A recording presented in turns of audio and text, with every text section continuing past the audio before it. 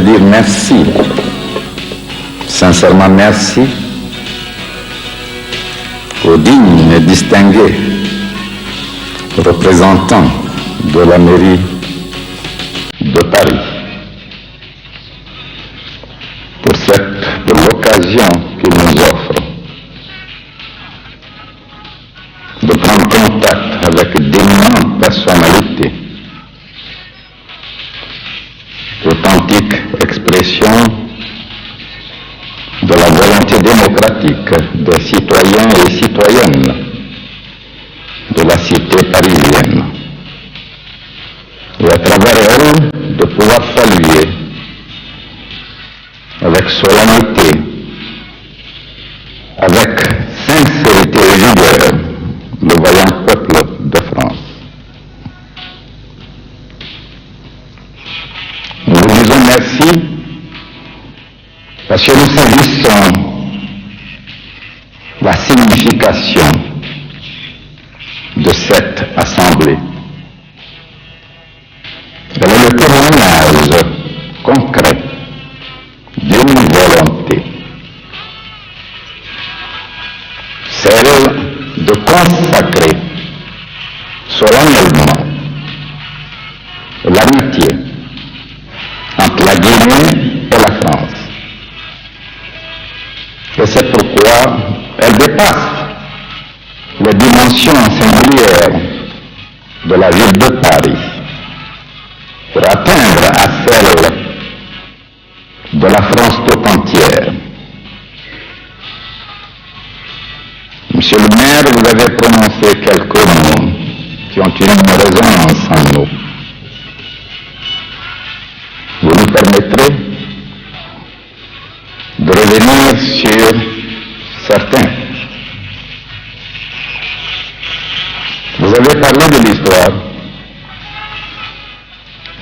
des rapports entre la France et la Guinée. En un mot, l'histoire des peuples. Vous avez parlé de l'espace où les hommes naissent et passent pour se connaître, vivre ensemble une partie du temps. Qui parle du temps. Nous allons résumer donc nos impressions en quelques mots ou en une image centrale. L'espace, le temps, le peuple. Dont la dimension réduite est l'homme. Le monde existe il y a des millions d'années. La haute autorité de l'audiovisuel a désigné aujourd'hui les nouveaux PDG de Radio. Et la préhistoire nous marque que la limitation des connaissances humaines auxquelles échappe une partie du temps. D'autre part, en Allemagne, crise gouvernementale. Les 4 ministres libéraux ont démissionné. Si le monde existe il y a des millions d'années, cette continuité est bien marquée dans l'histoire de chaque pays. Et cette continuité a engendré des valeurs particulières.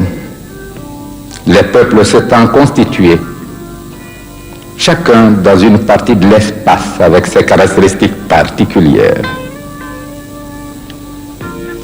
S'étant organisés à partir de leur volonté propre, les peuples ont ainsi imprimé à leur propre vie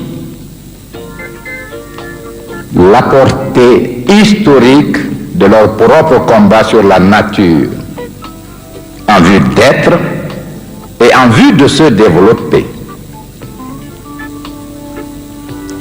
L'Afrique a toujours existé. L'Europe a toujours existé, l'Europe, l'Amérique, toutes les parties du monde. Ceux qui croient en Dieu attribuent l'existence de l'espace à la créativité infinie du Tout-Puissant qu'est Dieu. Nous sommes de cette catégorie. Ceux qui ne croient pas en Dieu pensent que le monde s'est créé de lui-même. Mais tous reconnaissent que chaque peuple s'est constitué à travers une lutte pour sa survie, pour son développement. Que chaque peuple a fait montre de génie créateur. Car toute la culture résulte du combat des peuples. La qualité de la vie s'est constamment améliorée en tant qu'expression de la créativité dont chaque peuple a fait montre. Il y a donc ce que l'on peut appeler les lois générales de l'évolution, lois auxquelles ont obéi rigoureusement tous les peuples, au-delà de la couleur, au-delà de la nationalité. Il y a aussi les conditions spécifiques qui ont marqué l'évolution de chaque peuple. Si l'espace est unique, il est également différent d'un endroit à un autre. Et jamais deux peuples ne se sont trouvés dans des conditions historiques identiques, ne se sont trouvés dans des conditions d'espace identiques. D'où la prise en considération, la prise en charge du particulier caractéristique de l'identité, de la personnalité de l'homme et du peuple. Mais ce qui fait la communauté de destin, à laquelle vous avez vraiment fait référence tout à l'heure, c'est la vocation de tous les peuples à vivre libres et heureux. L'aspiration de tous les hommes à se soustraire à toutes les contraintes, à toutes les nécessités en vue d'assurer l'épanouissement intégral de ses facultés, d'accroître constamment ses capacités d'action dans la recherche infinie d'un bonheur également infini. Nous sommes les mêmes. Si nous sommes noirs, blancs, jaunes, nous les croyants disons que c'est pour la beauté de l'humanité que Dieu a créé les conditions déterminantes de la diversification de la couleur de l'épiderme. Mais les hommes sont les mêmes. Tous sont porteurs des mêmes génies. Tous ont les mêmes aspirations. Nous aimons à dire qu'il n'y a d'ailleurs de valeur authentique et véritable que celle ayant une portée historique et sociale. Une valeur à travers le temps qui se maintient, une valeur qui a une utilité pour l'homme et pour le peuple, et qui a donc une portée sociale, est une valeur véritable. C'est pourquoi les différences qui existent entre les peuples ne sauraient être ramenées qu'à deux conditions déterminantes. La première, l'avantage de la nature. La deuxième, la créativité, l'état de conscience et de volonté du peuple concerné pour se réaliser en réalisant son bonheur. Je vais vous donner l'exemple. Deux groupes d'hommes. Un constitué d'ingénieurs, de grands savants de toutes les spécialités. Un autre constitué d'analphabètes. Deux groupes d'hommes, mais qui vont être placés aussi dans des conditions différentes.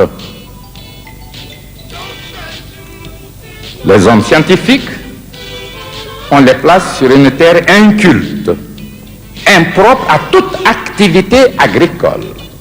Les conditions écologiques ne permettant aucune transformation en faveur de l'alimentation de l'homme. Le groupe constitué d'analphabètes se trouve dans des conditions naturelles meilleur et peu d'efforts aboutit à la satisfaction des besoins alimentaires de ce groupe. Donc, dans les différences qui marquent l'évolution des sociétés, il y a d'abord une part de la nature. Deuxièmement, si on mettait les deux groupes dans des conditions identiques, la réponse est facile. Le groupe de scientifiques valoriserait en un minimum de temps les possibilités potentielles et atteindrait à un niveau élevé de bien-être, alors que le groupe d'analphabètes continuerait à végéter. Mais cela indique aussi que la culture joue un rôle. L'intelligence est un moteur de la volonté. La conscience est le phare de l'histoire des peuples et des hommes. Cela indique enfin que les valeurs socio-humaines doivent être les premières pour guider les valeurs matérielles. Si l'homme est chair, os, il est aussi esprit.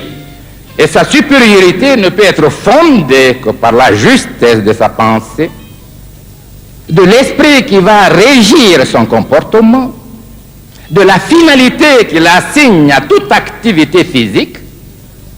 Et c'est pourquoi ce qui est commun à tous les peuples et qui peut servir de fondement à leur amitié, à leur coopération sincère et durable, c'est encore la culture. Nous le disons bien. Ici, on ne voit pas la couleur, on ne sentira pas la nationalité, on retiendra l'utilité de l'idée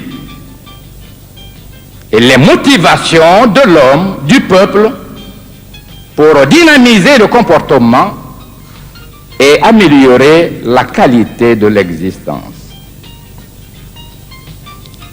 La Guinée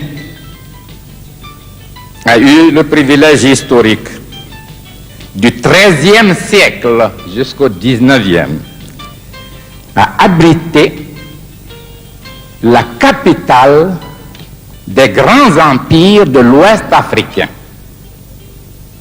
Et le peuple guinéen a tiré profit de cette phase historique en comprenant la valeur de l'indépendance et de la souveraineté.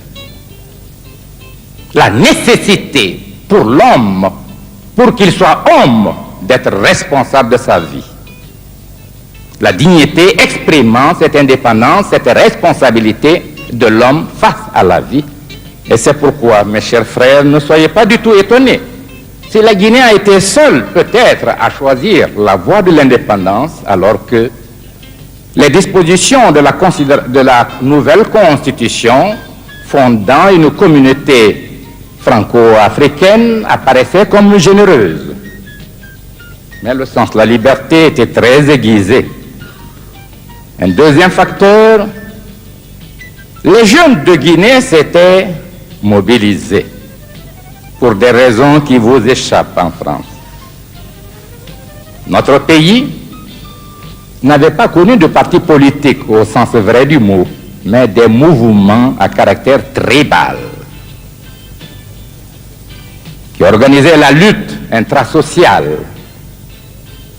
Et c'était d'ailleurs les autorités coloniales qui exerçaient le rôle d'arbitre, tellement les contradictions étaient formelles et plutôt étaient sérieuses et nombreuses.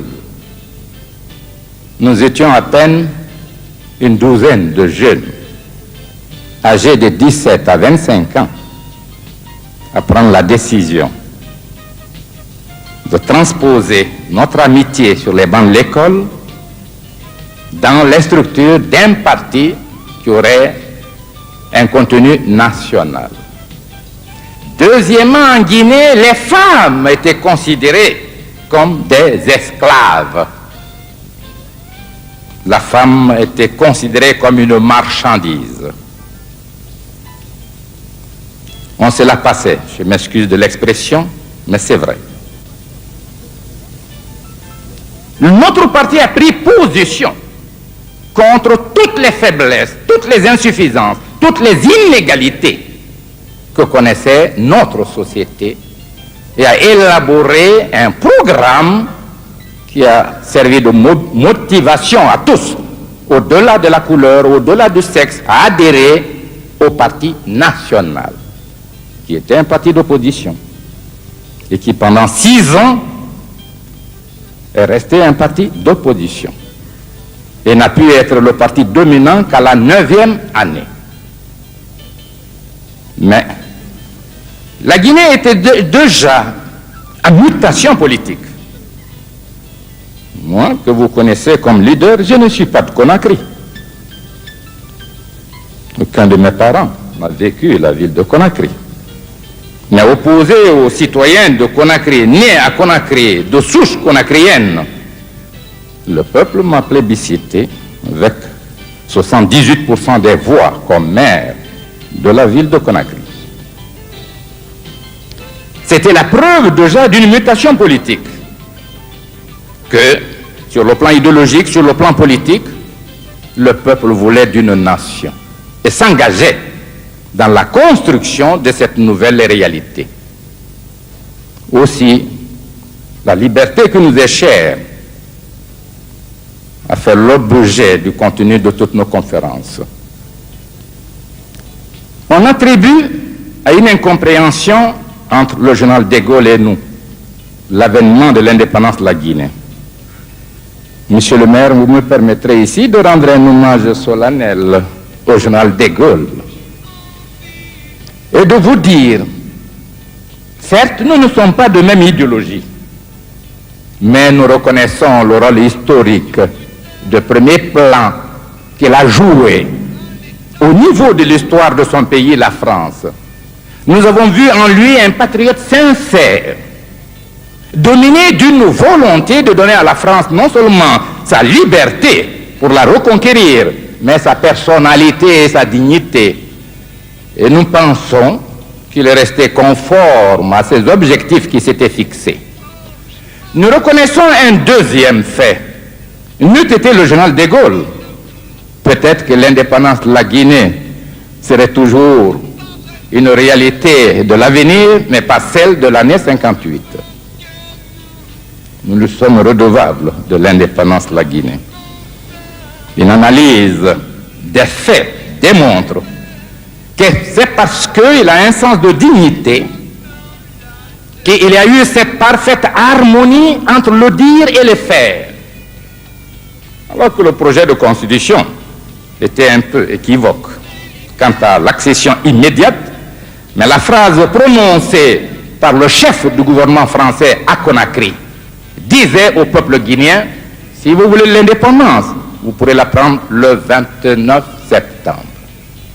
Et je garantis au nom de la France qu'aucun obstacle ne sera dressé sur votre chemin.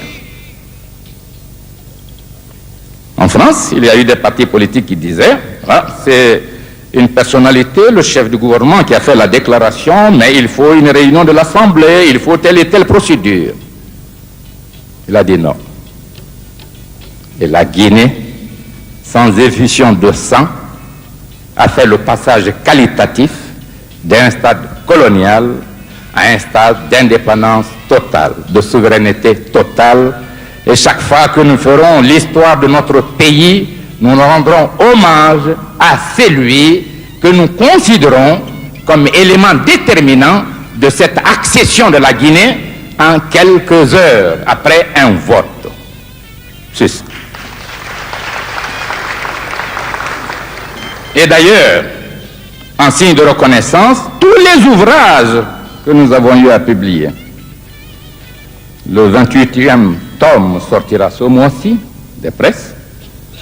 À chaque sortie, le premier exemplaire lui était adressé au général de Gaulle de son vivant. Nos positions sont des positions rationnelles, non passionnelles. Nous pensons que la grandeur de l'homme, tout comme la grandeur d'une nation, ne saurait être exprimé valablement que par l'esprit sous-tendant ses attitudes, ses activités. Et c'est pourquoi, avec la France, nous n'avons jamais eu de rupture réelle. Il y a eu l'incompréhension, il y a eu même des animosités entre quelques groupes et nous. Mais quant au peuple français, le peuple français que nous connaissons, que nous admirons, il n'y a pas eu de rupture, il ne peut pas y avoir de rupture. Pourquoi? Notre fusion totale est faite dans la communauté des idéaux choisis. Et soyez sûrs que la Guinée est sans complexe. Elle a voulu faire montre de responsabilité, de dignité. Et souvent, à l'extérieur de l'Afrique, l'image que l'on a de l'Afrique, c'est cet homme mendiant, assis au carrefour de la rue ou devant une mosquée avec les mains tendues pour recevoir l'aumône.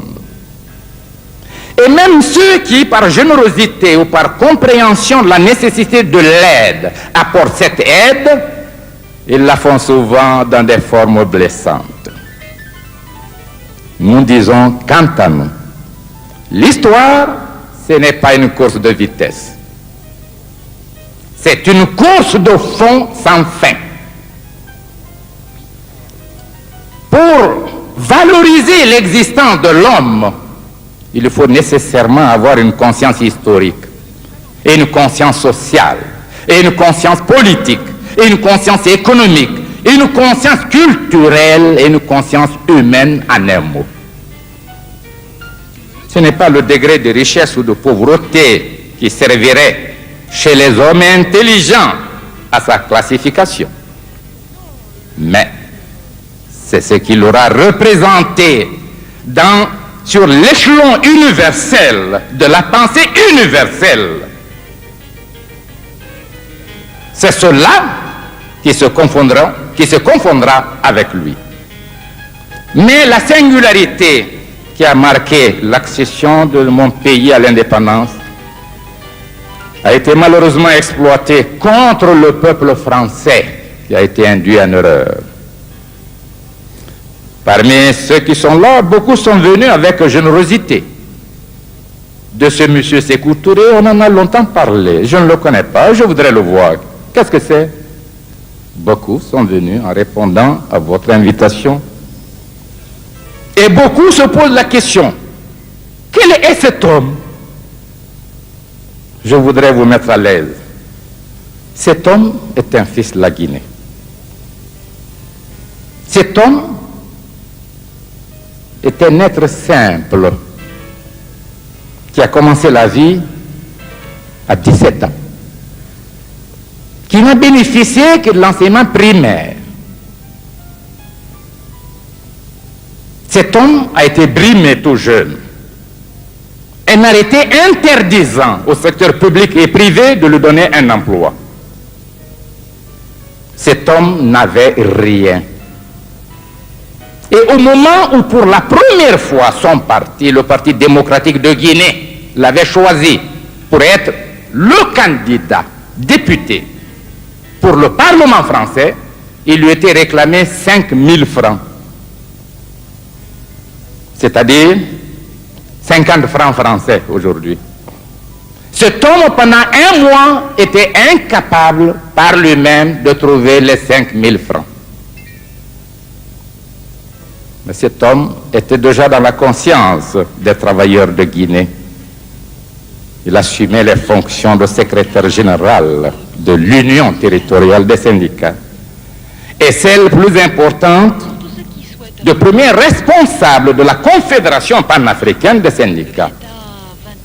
Cet homme n'a pu obtenir les 5 000 francs que lorsque les dockers de Conakry ont appris l'incapacité du candidat à se faire inscrire, faute d'argent, avait donc organisé une souscription pour amener les 5 000 francs. Je suis le fruit de mes frères et de mes sœurs. Et les femmes de Guinée ont pris position pour ce tome, unanimement. Et je ferai de telle sorte qu'elles n'aient jamais regretté leur mobilisation. C'est pourquoi dans notre ligne, dans notre programme, l'émancipation de la femme n'est pas prévue comme un acte de solidarité, mais comme une obligation. Il s'agit davantage de l'émancipation de l'homme qui brime et exploite la femme que celle de la femme. Voilà notre conception et nous la traduisons systématiquement dans toute la législation depuis que nous sommes indépendants. Et vous pouvez voir à l'université, à toutes les écoles, nous exigeons l'égalité de chance, l'égalité de l'effectif. Dans la vie, à l'Assemblée, nous avons 42 députés sur une assemblée de 210. Dans le gouvernement, dans tous les appareils de direction. Cet homme aussi a été soutenu par les jeunes parce qu'il avait dirigé le mouvement de la jeunesse. Mais cet homme était esclave d'une tradition familiale. Mes deux grands-parents ont assumé un rôle de premier plan. Nous qui parlons de démocratie populaire, nous provenons de la féodalité. Car mes deux grands-parents ont été chefs, empereurs. Les deux sont morts en exil. L'un à Madagascar, l'autre au Gabon. Mais la Guinée verra l'avènement de la démocratie, l'avènement même du style révolutionnaire grâce à notre groupe. Et ce sont des options sincères. Cet homme donc n'a aucune haine à l'égard de qui que ce soit. Et, monsieur le maire, je vous donnerai, tiré des archives, quelques extraits des discours tenus lorsque le général de Gaulle, président de la République française, était venu à Conakry. Nous avons tout fait, mais l'incompréhension était totale. Mon collègue, le président de la République française, M. François Mitterrand, était un ami personnel. J'ai appartenu au même groupe parlementaire que lui, le groupe UDCR-RDA. M. Félix Houphouët-Boigny était notre président, mais j'étais vice-président du Rassemblement démocratique africain, le premier leader syndicaliste de l'Ouest africain. Nous disons donc que nous avons voulu maintenir nos liens et même faire affermir l'amitié, la confiance entre la Guinée indépendante et la France. Mais il y a eu contradiction due à la nature viciée des communications. Ici, le peuple français, je m'excuse de l'expression, n'a souvent entendu ou lu que des contre-vérités. Ah, si je pouvais ici être considéré comme l'homme, le militant, sur une place publique, avec n'importe quel homme, discutant devant le peuple français, de n'importe quel thème, de n'importe quel sujet, j'aurais été plus heureux. Parce que j'aurais abandonné le protocole et j'aurais pu clamer certaines vérités. Ceux qui sont venus à l'appel de M. le maire nous accueillir, j'ai dit certains sont des amis, d'autres ne savent pas pourquoi, pour qui ils sont venus. Je voudrais que vous reteniez une seule image, c'est celle d'un homme sincère, un homme qui n'a pas de complexe, un homme qui n'a aucune rancune, un homme qui voudrait bâtir avec les Français un avenir merveilleux de coopération entre la France et son pays. Cela est sincère. Mais nous connaissons un fait, chaque pays, quel que soit le niveau de son développement historique, a des besoins. L'homme sans besoin n'existe pas. Car le bonheur est une conception de capacité de satisfaction des besoins, et le bonheur est sans fin parce que les besoins sont sans fin. Si on peut limiter les besoins physiologiques,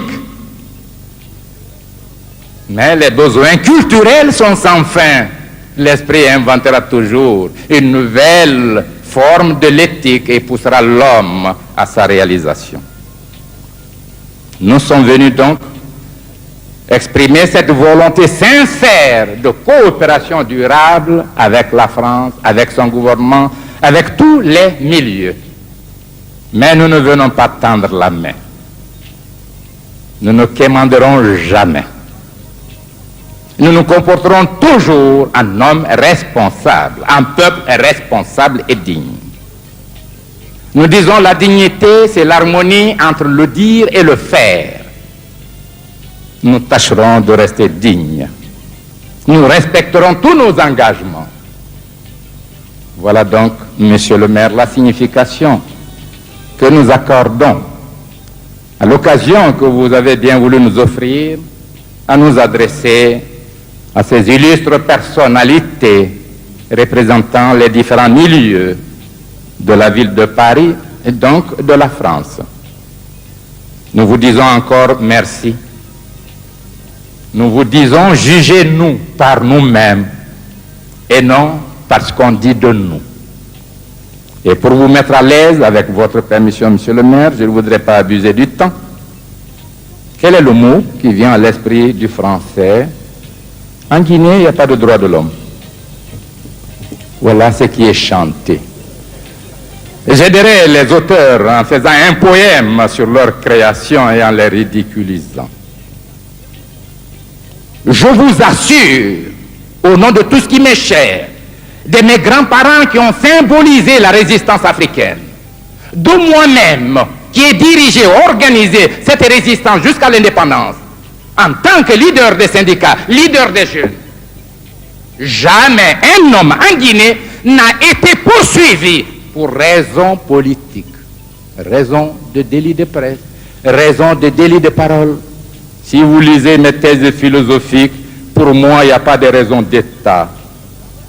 Et nous sommes le seul pays à avoir perçu la fusion nécessaire entre l'État, le parti et le peuple en créant une phase historique, celle du parti État. Vous n'avez qu'à lire les thèses philosophiques justifiant cette entité. Aucun individu en Guinée ne peut exercer une parcelle de l'autorité du pays, de la souveraineté nationale, sans avoir été élu par le peuple.